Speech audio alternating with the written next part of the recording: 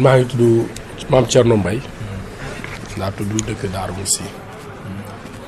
tey ñu ngi ci bisub Mame Thierno Fati ci édition 2025. tombeek ñaanu Serigne Bassirou Anta Niang. ngeen nekk bokk ci doomi dëkk bi tey ji naka ngeen waajee bis bu nga xamante ni tey ci la du nekk. waaw ginnaaw bi ñu vraiment nuyu Sénégalais yëpp à travers seen médias yi di leen remercier ci lii ngeen def ñëw ci dëkk bi couvrir événement bi. effectivement semaine passée yàlla dafa dogal suñu xalif général bi fi nekkoon muy sëñ Bassirou Anta Niang mu wàcc liggéey ginnaaw environ 4 ans ak quelques mois yoo xam ne def na ko ci boppu xilaafa gi nekkoon borom Daaru Muxti yàlla dogal bi loolu amee tam ñu jàppoon ne tey àjjuma bi moom lañ koy defal ñaan mu tombe nag ak magalu Daaru Muxti gi nga xam ni 15 saabaan la donc fukki fan ak juróom ci weeru saabaan bii lay doon at mu jot kon mu mel ne du hasard ñu war ko ñaanal ci bis bi nga xam ne mooy bisu ñaan ci Darou Moussi di itam bis bi nga xam ne bisu mbégte la ndax dañu ne bi Serigne Touba jógee ci géej gi seen daje bu njëkk mook borom daaru kon buñ ko ci ñaanal dañ ci rafet njort moo tax gis nañ ni wax dëgg yàlla màggal gi daana rëy daana xumb waaye mel na ne tey ji am na cachet particulier bu ci am waaw tey ñi ñëw ci dëkk bi sentir nañ loolu am na benn ballet bu fi am depuis bi xew bi amee ba léegi mais plus particulièrement tey nga xam ne li ëpp doole ci réew mi ci état bi ak ci kilifa diine yi kilifa aada yi ñëpp ñëw nañ y compris même la presse de façon générale ñëw couvrir bés bi ànd ko ak ñun. bi ñu lancé mouvement bi le 15 le 22 le président Ousmane Sonko dafa ñëw Darou Moussi ñëw sama kër tàllal ma loxo ne ma naa ko jàppale ci politique parce que quand même. gisoon na ni au moment où Pastef avait 800 voix man j'avais 2600 voix te ba mu ngi woon ci opposition dem à la conquête du pouvoir waxoon ne naa koy jàppale. donc depuis lors nag ñu tuddee ko waajal ëllëg ak Pastef effectivement répondre favorablement à son appel de l'époque je pense que mois de juillet lañ ci teg par janvier moo nekkoon élection locale yi Pastef avait 800 voix juillet 2022 aux législatives Pastef a gagné. Tous les bureaux de vote de Darou Moussi et le département avec plus de 7000 voix depuis boobu ba léegi aussi élection bu fi jaar ñi dëkk Darou Moussi xam nañ ni li ëpp ci liggéey bi ñun ñoo koy def mobilisation bi ñoo koy def le travail ñoo koy def même aux élections présidentielles man maa nekkoon le directeur de campagne de la coalition Diomaye président donc loolu mooy waajal ëllëg te ba tey jii nag dañ ko def genre antichambre ou bien un courant de pensée dans le PASTEF boo xam ne comme ñun bu ñu ñëw passé fekkoon y avait déjà une coordination qui était là te renouveler guñ les instances nous avions dit que poids bi ñu am daf ñu doon exiger à ce que nous ayons une tribune boo xam ne daf ñuy permettre ñun itam ñu mën di dérouler notre agenda politique au moins de façon locale pour qu'on ait à mettre notre base et naturellement aussi à appuyer le PASTEF ci sa marche là pour redynamiser et puis donc c'est-à-dire qu'il n'a jamais été question ñu ne non diw lañ investir wala d'autant plus que waa Darou yëpp xam nañ ne kuñ fi mës a investir bu élection jotee da ngay ñëw topp si ginnaaw Thierno Mbaye loolu la yàlla dogal y compris aux élections passées je pense que ñëpp gisoon nañ ni y compris la tête de liste départementale chaque fois bu ñëwee Darou Moussi man maa doon mener les débats man maa doon diriger la campagne te loolu les archives sont là ñi dëkk ci dëkk bi am nañ ko donc loolu moo ci ñor notre fierté nous considérons que tey amuñu benn entre guillemets ndomba tànk politique mais notre représentativité moom ne souffre d'aucun défaut loolu yàlla moo ko dogal. donc nous considérons que ce régime là de Pastef qui a gagné fortement à Darou Moussi ces 3 dernières élections n'a pas le droit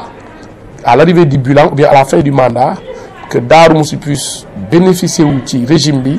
en termes d'infrastructure et en termes donc de développement de façon générale. tey jii boo jëlee dëkk bu mel ne Darou Moussi pour avoir une pièce d'identité da ngay dem ba Kébémer sinon nga dem Touba pourquoi alors que du temps de Abdoulaye Wade il y avait un centre ici à Darou Moussi d'enrôlement boo xam ne da ngay dem nga déposer sa carte d'identité nationale. Darou Moussi aujourd'hui ñëpp xam nañ ne li fi ëpp doole mooy insécurité dëkk la boo xam ne on ne peut rien faire en termes d'activité d'élevage parce que le vol est là nga xam ne dafa devenir même banal donc dëkk bu mel nii je pense que war na am poste de police parce que am na dëkk yu ko gën a yoo xam dañ ko am. li ci des comme li nga wax mais ñun on a de l'eau salée il suffit de nous regarder nos yeux nos dents pour xam ne te loolu c'est un tort qu'on nous fait parce que am na dëkk yoo xam ne mais c'est de l'eau douce Mbàkke Bawol gi dañoo demoon ma dootuñu fay leur facture parce que ndox boobu duñ ko fay tey jii on a fait de sorte donc nous pensons que avec le concept des autoroutes de l'eau waa Darou Mousty danañ gis seen bopp te ñun ñuy jàppale régime aussi foofu lañ koy xaar parce que loolu moo ñuy dimbali pour que demain bu ñu koy jàppalewaat wala bu ñu demaat vers l'électorat ñu mën a brandir un bilan significatif boo xam ne aucun des régimes précédents réalise ko sinon naturellement ñun lañ doon wax moo ñu rattrapé parce que on a tout le temps battu campagne en 10 ans ñii defuñu fii dara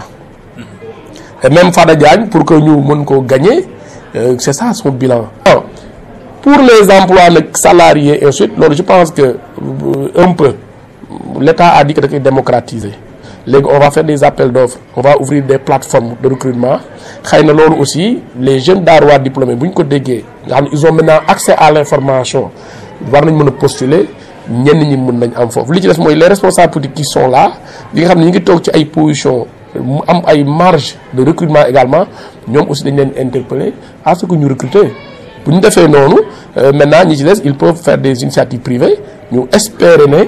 des programmes comme DER ak programme yi nga xam ne dañuy accompagner peut-être le développement de façon générale ak l'emploi ñoom aussi ñu mën a agir sur ça parce que man je pense que des programmes comme la DER ay ANPEJ affaires yooyu leur mission c'est de faire de sorte à encadrer la jeunesse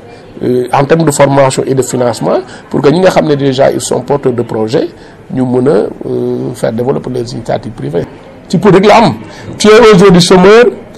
tey am ngeen nguur dans 6 mois tu peux bâtir une maison de 300 millions dawal ay véhicules affaire donc kon ñun amoon nañ ay indicateurs dans la vie sociale sénégalaise bu ñu doon wan nañu il y avait énormément d'argent qui circulait donc en matière politique te xaalis yooyu nag je ne pense pas que ce soit l'argent du privé donc xaalisu public bi la c'est les deniers publics que les gens se partageaient peut-être à travers ces mécanismes yi nga xam ne ñu ngi koy doog a découvrir ñu ngi koy doog a gis. d'accord pour projet tuuti wax nga léegi ne nekkoon nga li nga xamante ni mooy candidat maire bi ñu ngi wax élection anticipée ndax bii di ñëw di nga doon candidat. ça c'est clair ça c'est clair parce que man politique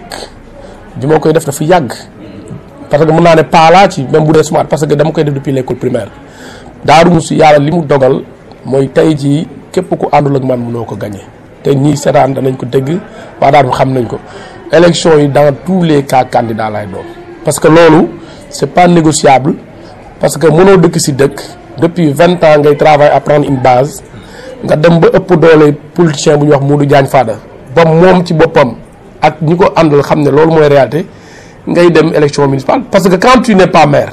mais tu n'as pas de base politique parce que un leader politique dañ ko war a identifier à une base foo dégg nit la man leader national la jàppal c'est parce que il n'a pas de base politique donc man quelle que soit position bu mu mën a am d'ici aux élections municipales su ma amee la vie et la bonne santé dans tous les cas je serai candidat ñuy ñaar ñu baax sëñ Bassirou Anta Niang yàlla dafa dogal muy borom daaru jàng daan bind pare nekk imaamu dëkk bi pendant très très longtemps bi mu nekkee xalifa amul benn protocole da nga koy gis te bi mu nekkee ci dëkk bi aussi yërëm na nit ñi gisuñu benn contrainte wala benn sonal wala benn jafe-jafe boo xam ne dañ ko indi woon wala dëkk bi dañ ko doon dund parce que sëriñ bi moo fi nekk bi mu ñëwee aussi lancé na ay de grands travaux jumaa ji def naa tey ji presque ay réglage moo ci des te ni mu mel nii ma su ko mel donc kon sëñ Bass man pour man sa mission est accomplie vraiment li mu waroon def yépp def na ko depuis ba muy jàng ba muy jàngale ba mu nekk imam ak bi mu nekkee borom Darou Mousty